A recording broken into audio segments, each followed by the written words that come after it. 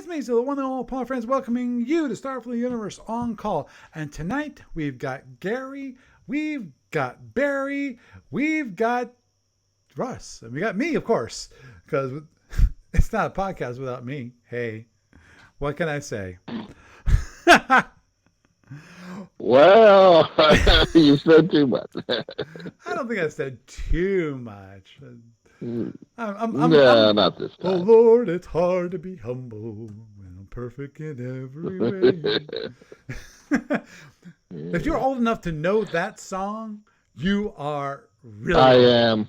Oh Lord, I remember my father singing that song. That little ditty part of it. Yeah. Yeah. 6 p.m. in the last. Okay, Gary, you want to do a quick update from yourself when it comes to the Carnivons that I know Barry and I discussed a little more last week, and I talked about it myself over a month ago, I think, at this point. But yes, I was hoping to talk about the Carnivons again also tonight. So I was like, when Gary brought that up, I was like, yes. Okay. Well, go for it. Gary, why don't you start? Okay.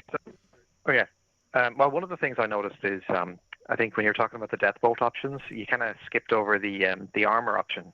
But it occurs to me that having a death bolt with extra armor is pretty useful if you're facing an ESG and you want to try to lower it. Mm-hmm. And I can't imagine that there's an empire beside the Carnivons that uses those. Just the LDR. Well, the Lyran Empire itself, though. But I was also thinking about the armor issue today. That's funny that you brought that up. And it's like, that would be really, really useful. Because that makes them very hard to stop. It really does.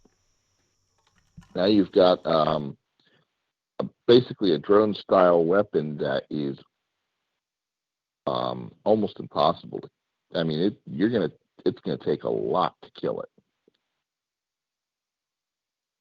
and unless you have drones, which they don't. And even what's that? Which the Carnivons don't. No. But anybody who's facing, well, the Carnivons have death bolts to go after death bolts. So what the heck? But I was actually kind of on a broader scale because the Lyran Empire is like one of their two primary enemies. But it seems that in the discussions you guys were having, you're mainly focusing on the Khazintis. But I was just kind of wondering. Either in a tournament play or historically, are there any particular pluses and minuses that the Lyran, not so much the LDR, but the Empire itself, that Lyran or Carnivon players would have against each other? Like, it basically is the Lyran player, would the onus be on keeping the ESGs at max so you can actually try to do something with the death bolts, or is there more finesse to it than that? Well, the big thing... There might be more finesse to it. Yeah, because the big thing with the ESGs and the death bolts, because here's the issue, which is the death bolts take at least 32 impulses to load, to prepare and ready to launch. Then... Not necessarily. Well, what? That's the rule. It says it takes one crew action. No. But you have two deck crews. You can put them both on the same death bolt.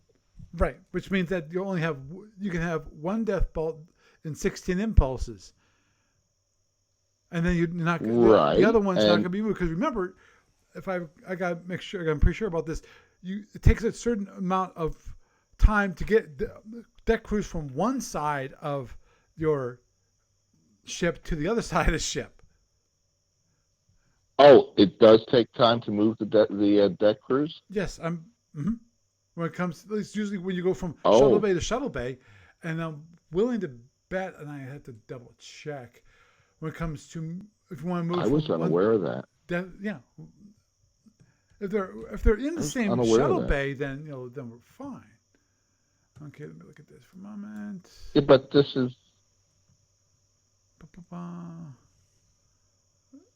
Okay, no more than 2 deck crews may work on preparing a death bolt at any given death bolt rack at any time. Death bolt that works on a death bolt or dedicated crews are not those but of them. Whatever. Deck crews can be moved between different death bolt racks on a given ship or between ship shuttle bays or bays and a death bolt racks in the same manner as deck crews on carriers, which is J4.813. Mm-hmm. Let me see if I got that. Okay, got that one. Okay, search for J8. No, sorry, J4. Sorry, J4.813. Deck crews are assigned to specific shuttles and can work on any shuttle bay within that bay. Each deck crew is assigned to a specific shuttle box at all times, unless you are being transferred. Deck crews transferred between 2 bays are unavailable for use on that turn that the transfer is made. Oh. The deck crews then can be transferred indefinitely, even if they're only 1 bay, to avoid having them assigned to a shuttle box. Now, okay, I was unaware of that. The last Okay, sentence is only important when you're talking about normal SFB, where a shuttle bay gets hit, the deck crew that's assigned to that shuttle bay is dead. that was the other question. Well, that's okay. So you can't, yeah, Now becomes it does not survive. yeah. Now the one thing I did not read up on is if it's. I don't see anything when it comes to deck crews and the death bolts in.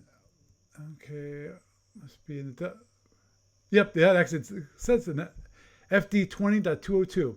The deck crew or deck crews must be in the death bolt box to repair a death bolt and are killed if the death bolt box they are in is destroyed. So if you double up, that's painful. Yeah, if you have 2 death bolt racks and you double up on one of the death bolts and that death bolt rack gets destroyed, which I'm assuming you wouldn't do that, you have no more death crews. Right, but on the other hand, if you have, you could have them both on the same rack, and then the other rack would be the one you take as a casualty. Right, but which would be the same thing to do. But as I pointed out, obviously to change from one death bolt rack to another, it takes a whole turn. And also, if like say if you do a hit and run attack, whatever, then or Liren or whoever it is, they could try to hit both of them just to be sure. And I mean, they basically increase their chances that they'll get the one that both of the deck crews are in.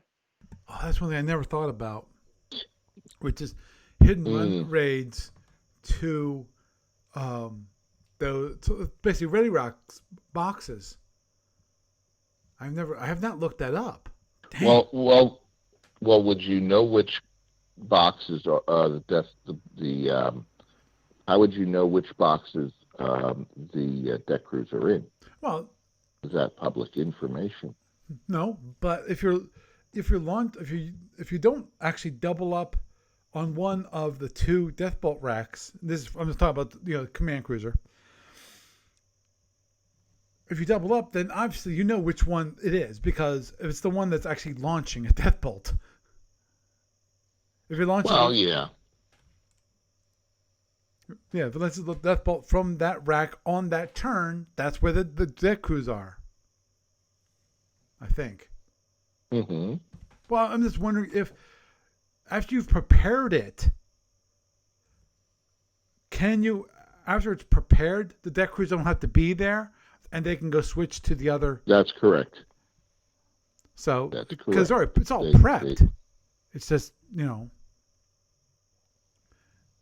Yeah. And of course, that assumes that you're just. Now remember, each tweak that you make, whether it's armor or Spitfire or whatever, requires another deck crew action. So if you double up on one, Yes. what went from being 16 impulses became 32 impulses. If you have both deck crews working on the same one, which is 32 impulses. Yes. So in theory, you can have it so if you time it right. Well, actually, what you can do in theory is if you can have one specialized death bolt ready in 32 impulses, and then you can have load up another death bolt just for regular death bolt, nothing specialized, by the end of that turn. At the end of the turn, then you can spend one turn switching if you want to try to switch them. In which case, at that point, you've got one death bolt, possibly two if you haven't fired the other one, and switch over. Yeah. So it almost becomes, in my mind, it's like what the Andromedans do with batteries. It's a constant thinking process of what you're going to do. Mm-hmm. You know. Yeah. Because now deck crews become your, limitation. Now, obviously, Right. this is one of those things with tournament, when it comes to tournaments, in theory, that in a tournament, for tweaking purposes, if we needed to, and if we wanted to up the quote unquote up the power of it, you could give it more deck crews. Exactly. You could tweak it by giving it like 2 extra deck crews. So then you can have those death bolts available every 16 impulses, or at least 16 impulses after you launch it. It's not as good as a drone where you can have 8. Right. It's 8 impulses between. I'm talking about between turns, obviously. But at the very least, well, if you have 2 deck crews you could have one every 16 impulses. Now you can only fire one per turn. Right. But the consideration I'm talking about is, when you're coming in, Preparation. You might want to have 2 death bolts. In the case of Zitty, it's like 2 drones fired from the same rack within 8 impulses of one another. If you're coming in to load up, to have a kind of swarm. And yes, if you're able to double up both, you have 16 impulses to create that quote unquote swarm of maybe 4 death bolts, which that's pretty. That's a pretty big swarm. That would be devastating. Oh yeah, exactly. That's what I mean, and that's one of those times. What about Wild Weasel? Wild Weasel. Oh yeah. But yeah, there ain't no other way to stop that. Right. So I think it might be a bit longer than that, because you can't start working on the next death bolt until the one that's in the tube in the launcher is launched. Right. Exactly. And isn't there like a minimum 8 impulse delay or something before you get the deck crews on it? So you're talking more like 24 impulses if you have. No. I don't think there's no delay before you can start on it, but yeah, I don't see anything in the rules when it comes to the deck crew action. Now, I've not actually looked at shuttles and deck crew actions. Let me look at that for a moment, because I know normally it requires like a minimum of like 8 impulses, or not. I'm thinking about the wrong. Let me look.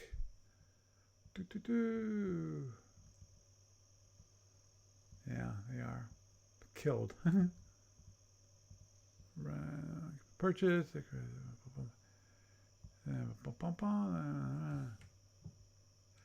Okay, commence until the impulse after. Okay, yeah, the loading. So a good example right here. In J4.8172, loading cannot commence until the impulse after a fighter enters the bay. So the fighter cannot launch until the impulse after reloading is complete. Which is the deck crew action. Impulse after. Right, so it can't start until the impulse after. Impulse. Right. So there's no delay There's no at all. You launch, and then the next impulse you can start. Is when you start When loading. you start the next impulse deck reaction. Yeah. Because it says here FD 20.22. The deck crew or deck crews of a given death bolt rack may not start work on preparing a death bolt for launch until 8 or more impulses after that death bolt rack has launched the death bolt. What's the rule? If work is interrupted, it must be restarted from 0. It cannot be resumed at the point of interruption. What's the Oh rule my! number? So you FD 20.22, page 10 of the. Oh, the sequence. There it is. Yep, you're right. so you have so it's basically 40 impulses between launches between the. Yep. On a side note, that is Oof. actually the reason why I'm not entirely pleased about how in the Federation Commander Lost Empire preview PDF, the Carnivons are allowed to launch their death bolts every turn. I think it should be every 2 turns because there's no concept of deck crews in FC. And based on the sequences that are in SFB, the standard, quote unquote, is like at least 40 impulses and stuff. So that should equate to 2 turns because I think that I'd be worried that the FC Carnivons might be a little bit too powerful by letting them launch all their death bolts every turn. But I'm sure there's playtesters out there that might disagree. So. Right. Yeah, Every other which means turn. which obviously makes the FedCom version of the Carnivons more powerful than the SFB versions, which, as a way of simplifying it, I can understand because I've not looked at the playtest rules for the Carnivons for the FedCom. They're in a captain's log, right? They are, but they also released a playtest PDF pack where they added 2 additional ships and they consolidated the playtest rules. Well, they call them preview rules now for both the Parabians and the Carnivons. So you've got the rules for the Quantum Wave Torpedo as well as Disruptor Cannon and so forth. But the only thing that's not quite fully there is that because in SFB, there's options for pirates to be able to use either Quantum Wave Torpedoes or Disruptor Cannons, but they can't use Heel Nippers or just Death Bolts. Okay. But for now, at least in FC, the Orions can't use any of them. So I'm hoping that if/when we see the Lost Empires formally done for FC, that they'll allow the pirates to be able to use those 2 weapons and see how it goes. You had to tell me about that, didn't you? Crap. Well, now I have to go buy it.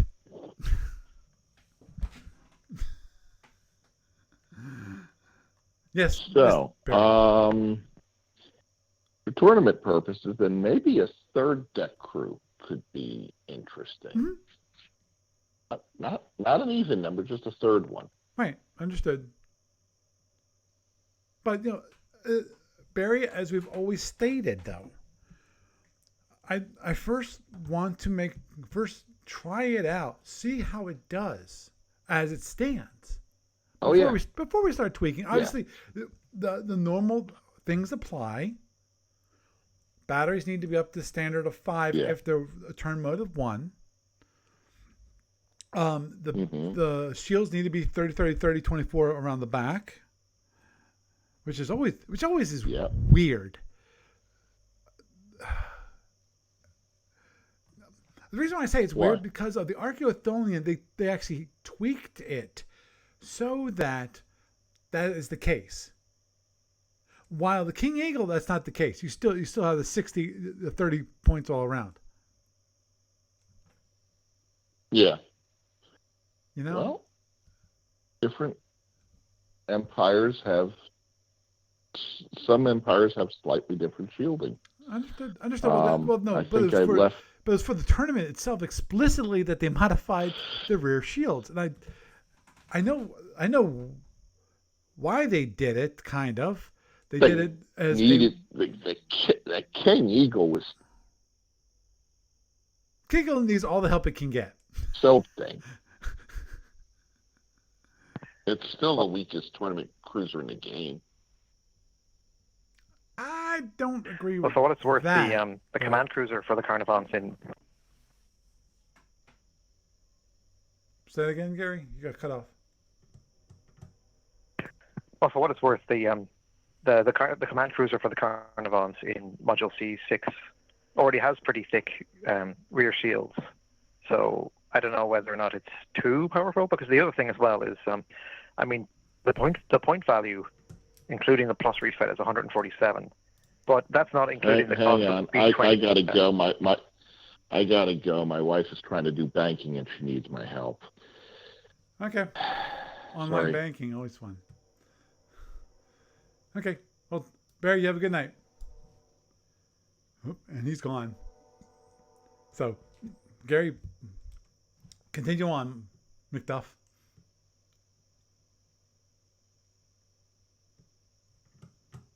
Gary, you still here? I can't hear you. Huh? Did you say something? Because you were kind of, I couldn't hear you. Hello? Hello, I can hear you now.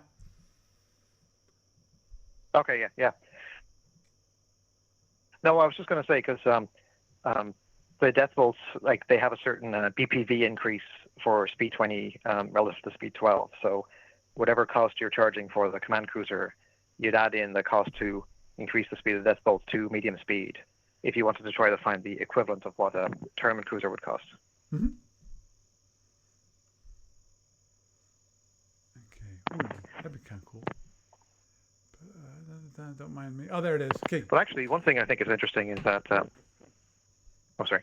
I was just trying to bring up the SSD, but continue. Mm-hmm. Yeah, because one of the things is that, like, when it comes to the Lyrans, because I was just thinking about how the ESG itself works differently in both game systems. Like in SFB, the sphere is like a hollow sphere, and it lasts for a certain length of time, but it doesn't work right away. Whereas in FC, it's literally an expanding sphere. Like, you can either use it defensively against impacted weapons, or you can use it offensively, and it basically expands out of your hex if it's got any strength left. But in both cases, it'd be interesting to see, like, how those different takes of the ESG interact with the death bolts in each system.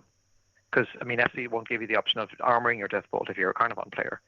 But if you've got more death bolts on the table because you're allowed to fly more, then does that still mean that the Carnivon has an advantage over the Lyran in that sense? Understood. Yeah. Well, as you pointed out, it'd be interesting to see if, when it comes to the X ships, the way the FedCom ESGs work, maybe they'll introduce that into SFB as another kind of mode of operating. I would actually love that for X2 ESGs. Mm-hmm.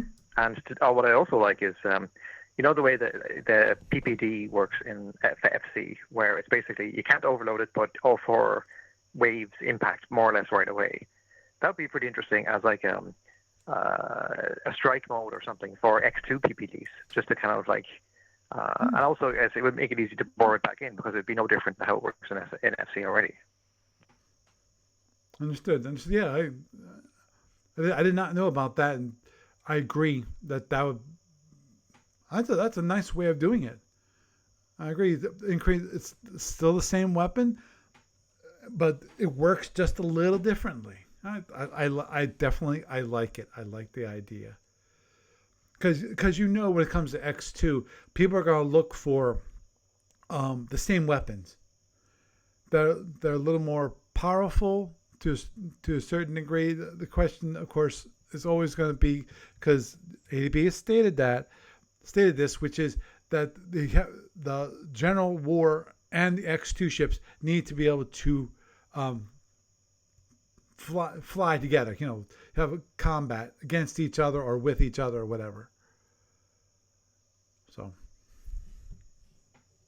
Well, I mean, you think about it, like even in the current game system, you've got situations like the early Tholians when they were fighting the Klingons the first time around. The Klingons had the Y-era ships like the D4 and so forth. Right. And the Tholians, they had more powerful ships. They were the X ships of their day, but they were tiny ones. Like, they didn't have any cruisers or anything. Right. So you had this prominent quantity versus quality issue. And that was actually what made that war so interesting to play out. So it'd be interesting to see, like, if games like a Call to Arms, like if they ever introduce the early years in that, then people could actually play some of those larger battles in a way that is more difficult to do in SFB or even FedCom. Right. Oh, agreed. It's, Agreed. That is always. Actually, I have not looked at Call to Arms for a while. Jeez, it's been a long ass time since I've actually looked at Call to Arms, and I forget how they handle ships. You know, because the way I see it at the moment, at the very least, we have, I know, 3 graduations when it comes to detail for ships, and then you got your SFB, then you have your FedCom, which the detail is pretty much the same, but the rules are simplified. The weapons interactions are simplified. Some of the weapon choices are not available in FedCom.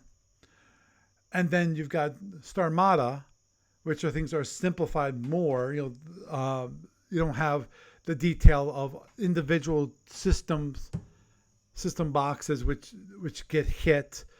And it sounds like Call to Arms is another level of detail is removed from the individual ships, which allows, obviously, well, things like power differently, because what they do is, I guess the assumption is that you're flying your ship at speed 16 ordinarily in FC terms, and then you've got various orders that you can give, but some of your orders have a power drain function, which basically impacts other things that your ship can do. So, for example, if you're a Fed player, then the reload photon torpedoes is a power drain action.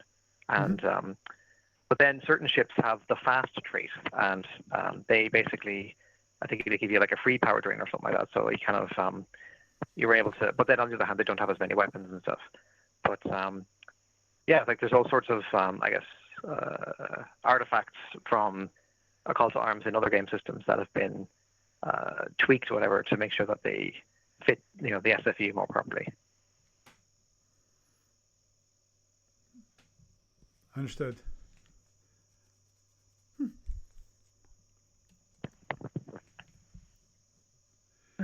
But yeah, so what was I going to say? I do think it'd be interesting to see, because actually, I guess on a broader topic, maybe this would be an interesting topic for a future call-in. But I'd be curious to see, like, what is the most popular empire that ADB themselves invented, as opposed to inherited from the TV show? Because I'm guessing it's Valerians, but I'm wondering if that's actually true, though. Yeah. Actually, that's a question. Because I know the Zinni actually exist in the cartoon version of Star Trek. I don't know if there actually was a Lyran version. Lyran Empire in the cartoon version of Star Trek. Well, actually, what was interesting is that the Lyrans and others like the Hydrans and so forth were invented for the SFU, but they did show up later on in the first 2.5 Starfleet Command PC games. So, but then what they had to do is that when the Kzintis, because they didn't introduce the Kzintis into Starfleet Command 1, but in Starfleet Command 2, they did an empire that used the Kzinti ships, but they didn't want to. They didn't basically do sign, because I think ADB have a separate licensing to be allowed to call them Kzintis. Right. So they created a dog-like species called the Mirak. Right. And they basically fly Kzinti ships. Not Carnivon ships, though, but Kzinti ships. Oh, yeah. But they were basically presented as aggressors against the Lyrans and stuff. Because they didn't quite, like, they mixed and matched a bit with the timeline. Like, they introduced the ISC in Starfleet Command 2, and they play up the pacification campaign and stuff. But they actually ended up inventing a new species for the ISC, the frog-like people called the Mesquine. And when I first got into the SFU, it was through Starfleet Command, so I actually had to unlearn the fact that the Mesquine, I had to basically realize that the Mesquine don't exist in quote-unquote proper SFU. Right. But so it's like all these kind of things and so forth that Taltron seemed to, because their setting was kind of a hybrid of the TV movie I guess they had one license from Paramount to use movie era ships, and to Right. get George Takei to narrate it, Oh, jeez. and then a license. Yeah, because he basically he voiced some of the cutscenes in that game Right, as right. Captain Oh, Zulu. it's not the And, voiceover. It's when Starfleet Command got involved with Paramount. Ugh. I still remember that version of the game coming out and how awful it was. You know, well, it was unstable. At least that's the one thing I remember. It was, you couldn't stay running for very long. It always was crashing. And then, of course, after when they got involved directly with Paramount, you can use Star Trek, you can use a license and all that wonderful stuff. Give you I'm not sure how it was, like a year or so, and they went, we're not really getting our money back from licensing the Star Trek to you. We're pulling it, boom, and it's dead.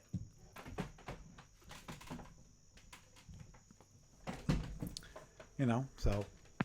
I do remember with the third game, they ended up basically jumping ahead to the next gen plus era. So you had Picard in it instead of Sulu, and I think they even had like ships like the Sovereign and Intrepid class, and there's like a special scenario, the Borg cube, that sort of thing. But at that point, they went further away from the SFB-ism, so ships Right. had only 4 shields instead of 6, that sort of thing. Right. Which there's some problems with having 4 shields versus 6. It's like the whole Andromedan thing all over again to a certain degree. In that, with the Andromedans, of course, their biggest issue is that they have you have front half, back half. So you have more directionality wise. You have to turn your ship a heck of a lot more to get to a different panel to be available. So there's that issue. And obviously, I'm not sure when it comes to Starfleet Command 3, what the if there was any other difference when it comes to the pull away from SFB, and how I'm pretty sure, if I recall correctly, the first Starfleet Command was based off of SFB, the rules, when it comes to interactions, the play, how long it took to recharge things, and those timings were based on SFB timings. I'm not sure if those held true with Starfleet Command 3. If they, with the removal of going from 6 shields to 4 shields, did they also mess with some of the other timings? It's probably best to treat 3 as like its own separate thing and just not put it in the same category as the first 2.5 ones. Yeah, but I tend to agree with that. So, anyhow, but I do think now that because at the time there wasn't quite the same appreciation or nostalgia for the original series design. So, true. That's when next generation was really hot. I wonder maybe a game that licensed. They could feel free to steal a few F-seasons. Like if they want to make ships fly twice to go backwards, that'd be great. But I think that now a game system that basically incorporated the actual look of the Starfleet universe, I think might have more interest. Like even like when it comes to like I don't know if you watched much of Enterprise, but like I still remember when they did the Mirror Universe episodes and they showed the OG like Constitution class, the Defiant, whatever, and it still held up. And but then on the other hand, there's so it'd be just to see like someone that basically took things like the designs for the Will McCammon's designs for the Klingon DX and the Vincennes class advanced cruiser, and use those to basically and even just like the classics designs, but also like ADB's designs for like the Dominator, that sort of thing, and made it like a game universe that basically leaned on that. So I'd be curious to see like would that be a deal breaker for people, or would the fact that it's a different universe in terms of the way that the things work, like ships fight at warp speed, and you've got the various like SFU-isms rather than franchisism and stuff. But would there be enough people that would be willing to get into it? You mean the same kind of real-time strategy game but based on FedCom? Well, I mean, I'm not sure like whether you do it as like similar kind of thing as Starfleet Command, where you focus mainly on the technical side, or if you did like a Prime Directive kind of thing, where you were like a person and you could maybe like say for example like in GURPS Federation, there's deck plans for the Federation frigate. Oh, okay. So imagine like if somebody basically created that, and you as the player were in that ship or in an exit version of it, whatever. But then also it transitioned into the tactical level where you're basically commanding the ship, and but it's basically working under, you know, the kind of assumptions that exist in the SFU in terms of like, you know, warp speed combat or cruising or, you know, dash warp and, you know, the kind of things and stuff that like, you know, the glue that we're used to, everything fitting together. Right. I mean, like, would people be willing to take that on?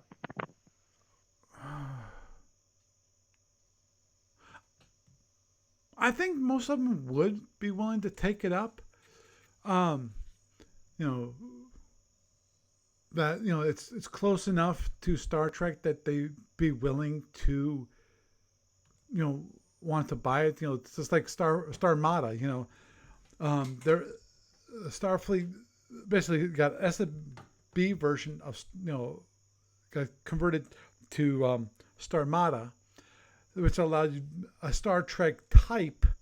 You know, it's close to it's based off the old generation. You know, the old Star Trek, the original series, and people buy it because, you know, now they have Star Trek on in Starmada. You know, so I think people probably would be willing to buy it. Now the difficulty, obviously, with that is that's an expensive as hell game to create, because you're talking about because what you sound like is that a game which is RPG, but then can convert into at the very least opportunity to do tactical battles as the captain, where, you know, you're able to control the ship and fight other ships, but that's only part of the whole game, is fighting in the ship. And then you might almost go down to the planet to investigate what's going on there. You know, whether it was this, let's say this settlement was destroyed. You know, you got to find out, okay, what happened to that settlement. You know, find clues when it comes to what happened to the settlement, and then go off to, you know, whatever that clues find. You know, you might have to go to another planet. You might have to go to a star base or something along those lines, and make it kind of, you know, that kind of RPG adventure. You know, that's a very expensive game to create, just because of the 3D interactions. Obviously, you can make it a little cheaper by going 8-bit, you know, going kind of old school. The whole what's a good game that is like that? Oh, jeez, I'm thinking about the Well, the franchise has Star Trek Online, but there's also games like No Man's Sky and Elite Dangerous that have like a galaxy war. Although I guess Elite Dangerous would be more like if you were a free trader captain rather than a Starfleet officer. But I'm just even thinking, there's like, you know, the franchise themselves, like with the current series, like the new Pike show that's coming up, they're going in a new direction when it comes to reimagining the ship shapes like the Constitution class, which is fine. It's divisive, but it's fine.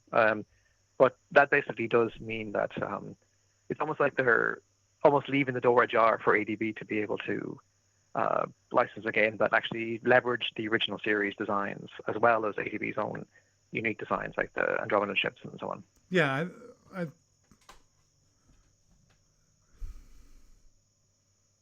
yeah.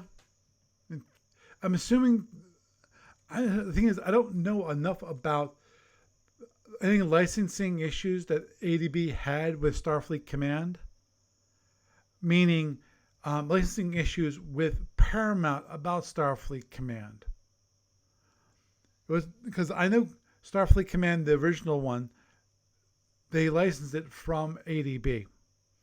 Now, given that, did Paramount have an issue with that? Because it started becoming popular. And Paramount might came in and say, well, you've overstepped your bounds. We'll let you live.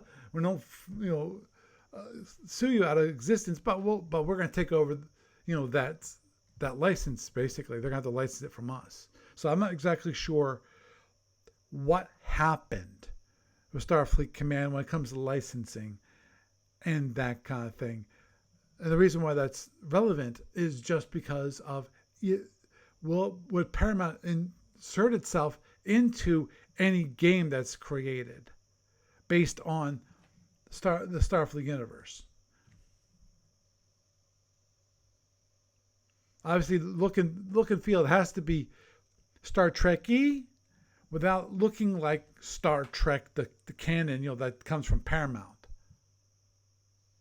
Well, all the more reason to do a game based on Omega and let people start off in the Federal Republic. So they're still humans, but they're not flying saucer and style ships, and they've got a whole bunch of new to them designs for other empires that they can use with. And maybe that might be safely away from the Alpha Octant to not tread on any toes, because none of those empires exist in the franchise. Oh, agreed. I agree that would make it quite interesting in that case, because I think that would be definitely doable. In that case, you would possibly be part of one of the original settlement. You were stationed there at the planet right before it got moved by interstellar forces beyond your control from the Alpha Octant over to the Omega Octant. And it's like, oh, all of a sudden those stars don't look quite right anymore. And that kind of thing.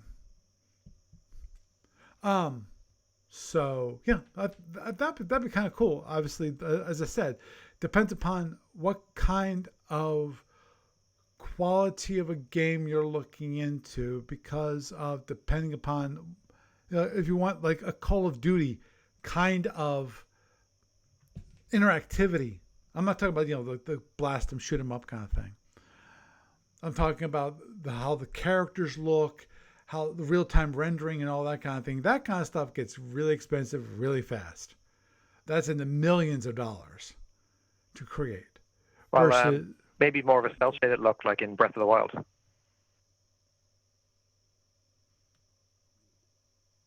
Yeah, but agreed. You're talking about Zelda Breath of the Wild. Yeah, because there are other games that have a similar kind of cel-shaded look, and maybe that would work with the kind of original series inspired uniforms or whatever. Like you're leveraging the fact that the source materials from a certain era or whatever, so you don't necessarily have to go. You don't have to go full Last of Us in terms of level of detail that the human or Vulcan characters whatever have. So yeah, but still, it's going to be quite costly. Even for that, 3D renderings are. See, it's not the cost. Okay, you have two possible costs. You can either pay someone to do it, or you can do it yourself, depending upon how much time do you have.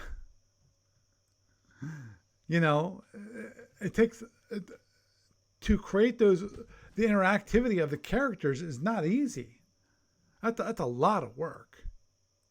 That's why I say things like that are expensive. In the millions of dollars. If not tens of millions of dollars. Well, if you win the lottery, just ask Blizzard. Yeah. Well, I guess it's just a case of like, if there's somebody out there that is looking for a science fiction property and stuff, would they find, because, but this is kind of stuff that's above our paycheck or whatever, above our pay grade, I suppose. But it's interesting to think about nonetheless. Oh, I totally agree. I think it would be a fascinating game to play. The big issue is getting it done.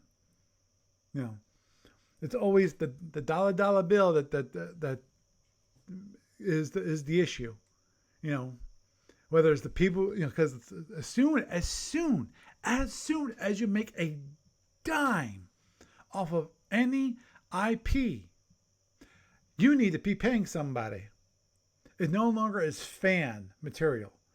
It is a it's a corporation. It makes money. It's a money making business. In which case, everybody wants to get paid. You know. So, anyhow, we really need to wrap this thing up. It's getting late. I need to get up in like 6 hours, and I still have to put this thing to bed. So, Gary, it's been a pleasure having you around. Lord knows we got started late. Yep. Okay. And just a quick note for anyone who hasn't seen it, there's a new batch of Shapeways ships, including the first ship from the M81 Pirates. So if you're interested in the miniature side of the SFU, pop over and have a look. Oh, and before I forget, they've got another batch of 1 to 7,000 scale tournament cruisers if you'd want to collect those too. Yep, which I'm right now showing up on the screen for those of you who are actually watching the video. And those who are not, I apologize. Obviously, you can go to Shapeways. Actually, the way I usually find where it is in Shapeways, because I have a hard time finding it in Shapeways, going to Shapeways directly, is going to the SFU discussion board, go to Shapeways topic, go to Shapeways store, and there's a link right there to get you to the A to B section of the Shapeways store. And best of all, you can go to the menu to go to latest, and it'll actually show them right there for you. Well, it won't tell you which month they're up there, but it group them in order of publication. Right. Sort by newest. And actually, what I need to do is click on all items.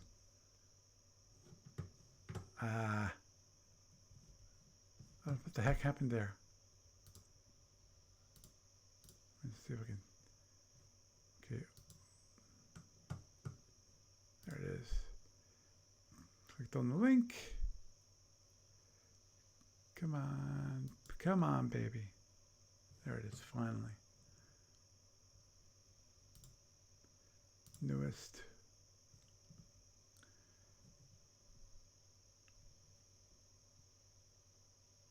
Yep, there they are.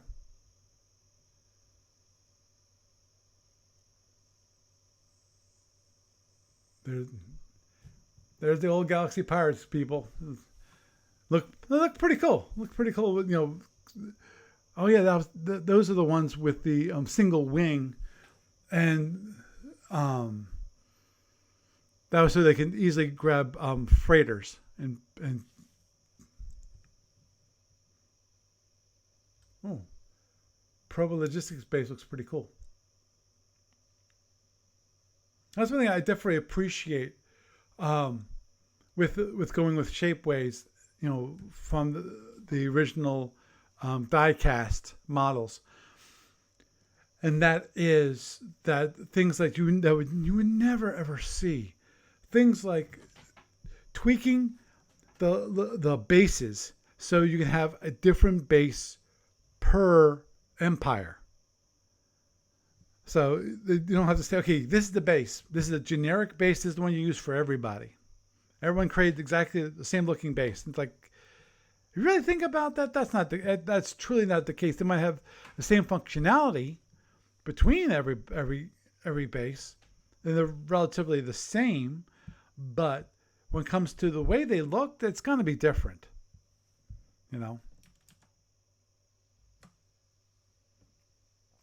So, anyhow, Gary, it's been a pleasure. You have a good night. I'm sure Barry will, and I'll have a good night as well. Okay. I did say Gary, didn't I? I might have said Barry, in which case I apologize to Gary, because his name is Gary, not Barry. But anyhow, had a nice little discussion there about the Carnivons, which is the continuing topic, which I'm hopefully we've killed it at this point. You never know. Barry might have to bounce around his brain some more. And we might come back to it again. Hopefully not next week. I'm hoping, Lord have mercy, hopefully we can get to this, which for those of you who can't read it, and I'm sure even those on the video couldn't read it, basically it's my notes on different kinds of tournaments.